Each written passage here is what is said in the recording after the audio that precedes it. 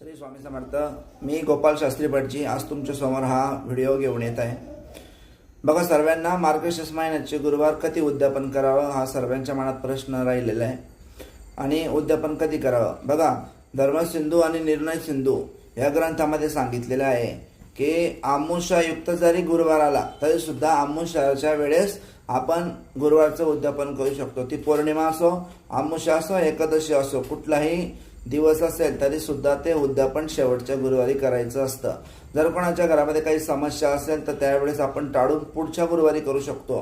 पण जो येणाऱ्या जो शेवटचा गुरुवार आहे दिनांक 26 तारीख सपला एकादशी, ह्या एकादशीला आपल्याला उद्यापन करायचं आहे। त्या दिवशी जर तुम्ही अन्नदान करत असाल तर अन्नदान उपासाचं करू शकतात, साबुदाणा खिचडी करू शकतात, भगर करू शकतात, उपासाची खीर करू शकतात, वेफर, केळी, फळं ह्या गोष्टी आपण वाटू शकतो।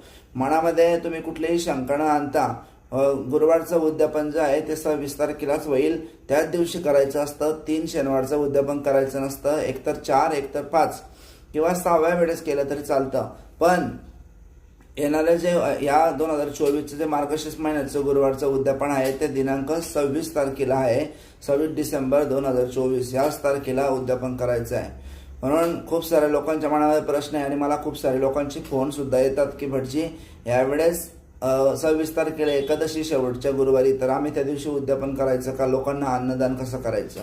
काही संबंध नाही, अन्नदान तुम्ही उपासाचं सुद्धा करू शकतात। गुरुवारचं उद्यापन 5 महिलांचं ओटी भरून फळ किंवा एक पुस्तिका देऊन त्याप्रमाणे आपण उद्यापन करायचं।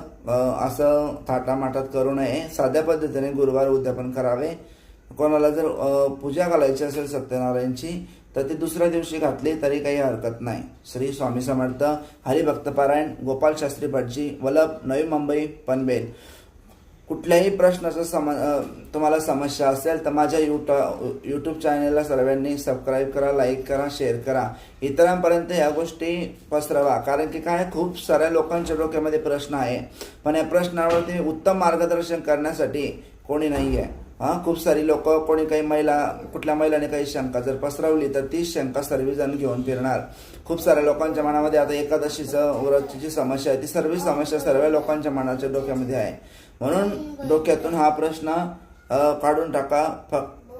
गुरुवार अमावस्येच्या दिवशी जरी आला, एकादशीला आला, पौर्णिमेला आला तरी सुद्धा उद्यापन हे त्या शेवटच्याच गुरुवारी करायचं आहे, असं समजलं। यावेळेस 4था 5वा गुरुवार एका दिवशी आलेला आहे, त्याकरता दिनांक 24 तारीख डिसेंबर 2024 या दिवशी सर्वांनी उद्यापन करावे। हरिभक्त पारायण गोपाल शास्त्री भटजी। काही समस्या असेल माझ्या